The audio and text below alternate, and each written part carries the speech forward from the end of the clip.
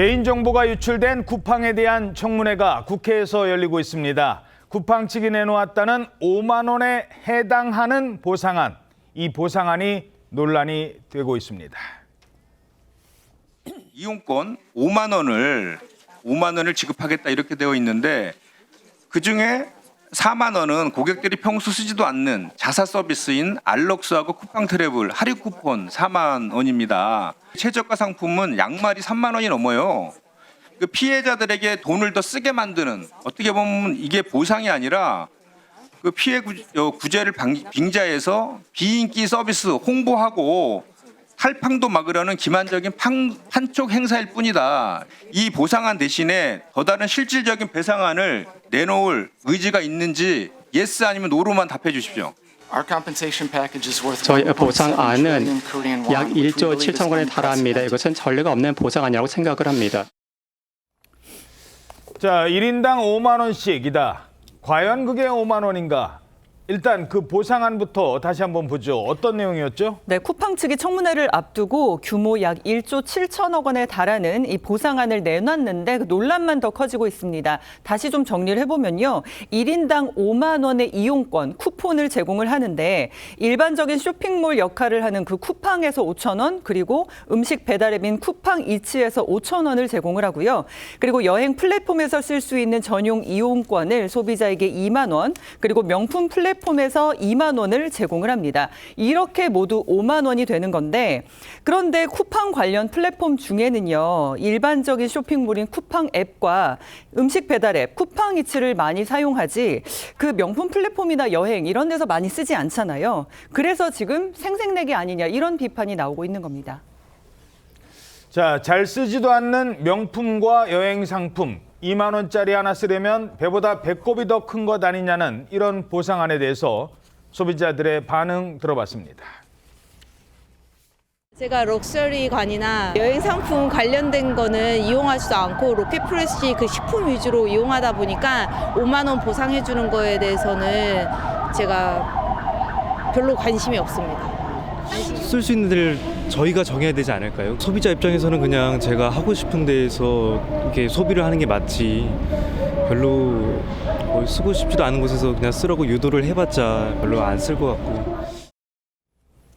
자, 보상안입니다. 어찌됐든 소비자들이 피해를 당했기 때문에 거기에 대해서 위로 차원에서 해드리는 건데 이게 무슨 판촉 행사냐 이런 반응이잖아요. 그렇습니다. 기본 앱인 쿠팡에 배정된 보상은 5천 원짜리 이용권이라고 알려져 있습니다.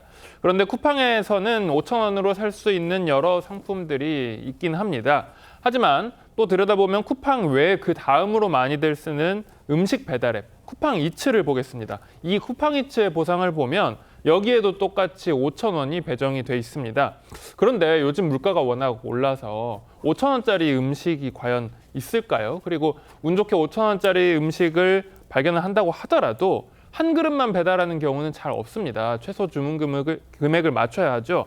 그래서 이 5천 원을 쓰기 위해서는 결국 소비자가 추가적으로 결제를 해야 하는 셈인데요. 또한 여행과 명품 플랫폼에도 각각 2만 원씩 4만 원을 배정한 이용권은 또 말할 것도 없습니다. 2만 원짜리 여행이 어디 있겠으며 또 2만 원짜리 명품이 어디 있겠습니까? 그러니까 이게 무슨 보상이냐. 결국에는 보상을 받아도 다시 소비자가 추가로 결제를 해야 되니까 사실상 보상 아닌 척 판촉을 벌이고 있지 않느냐, 이런 비판까지도 나오고 있는 상황입니다. 자, 게다가 소비자들이 지금 일부는 소송까지 하고 있지 않습니까? 손해배상 소송에 참여한 소비자들은 이번 보상안 받으면 안 된다, 이런 주장을 하고 있답니다. 이유가 뭡니까? 특정 약관 조항이 포함됐을 가능성이 제기되고 있습니다. 이른바 쿠팡 손해배상 청구 소송을 지금 제기한 한 법무법인 쪽에서 나오고 있는 주장인데, 가장 주의해야 될 점이 쿠폰을 사용했을 경우에 이 보상으로 모든 배상이 완료된 것으로 간주를 하고 모든 민형사상 이의는 제기하지 않겠다는 부재소합의가 약관에 포함됐을 가능성이 있다고 강조를 하고 있거든요. 부재소합의라고 하는 것은 이 분쟁에 대해서는 앞으로 우리가 어떠한 법적인 절차를 제기하거나 소송도 제기해서 또 다른 법적 분쟁으로 끌고 가지 않겠다고 양측이 합의를 한 것이고 이 부재수 합의에 위반해서 소를 제기했다고 하면 법원에서는 권리보호 이익이 없다라고 해서 받아들이지 않게 될 수 있습니다. 그렇지만 지금 이 약관 조항 같은 경우에는 소비자에게 일방적으로 불리한 것이어서 무효로 판단될 가능성도 있고 다투어 볼 여지는 있겠지만 쿠팡 측에서 어쨌든 일부 배상을 해줬으니까 참작이 돼야 되는 것 아니냐 이렇게 방어할 가능성에 대해서 지금 법무법인에서 우려를 하고 있다는 생각이 들고요. 그리고 쿠팡 측이 이런 홍보와에 더 가까운 이 배상 대책을 펼치는 속내 중에 하나는 과징금 부과를 좀 줄이기 위한 것이 아닌가 하는 생각도 듭니다. 이렇게 사후에 뭔가 배려를 하게 된다고 하면 이 부분 과징금을 적게 부과하는 요소도 될 수 있기 때문에 이렇게 하는 것이 아닌가 싶습니다. 자, 쿠팡 측에서 우리 소비자보다 미국 주주들에게 더 신경 쓰는 것 같다 이런 주장도 있다고요? 예, 이제 쿠팡 측이 정보 유출 피의자인 전 직원을 직접 조사했다고 하면서 조사 결과를 발표했거든요. 자체별로 발표. 예, 거기에서 보면 전 직원이 계정 3,000개만 확인했고 나머지는 삭제했다라고 주장했습니다. 그러니까 그 얘기는 유출된 계정은 3,000여 개다라고 주장을 한 것인데 근데 우리 정보는 유출 계정이 3,300만 건으로 지금 보고 있는 거거든요. 야. 양측의 격차가 매우 큰데 이런 상황에서 쿠팡 측이 자신들이 주장하는 내용을 미국 증시에 공시했다고 합니다. 어허. 근데 이제 쿠팡이 매출의 90% 이상이 한국에서 발생하지만 뉴욕의 증권거래소에 상장을 했거든요. 그래서 미국 기업이라고 볼 수가 있는데 한국 소비자들은 외면한 채 미국 주주들만 신경 쓰는 거 아니냐라는 비판이 나오고 있습니다.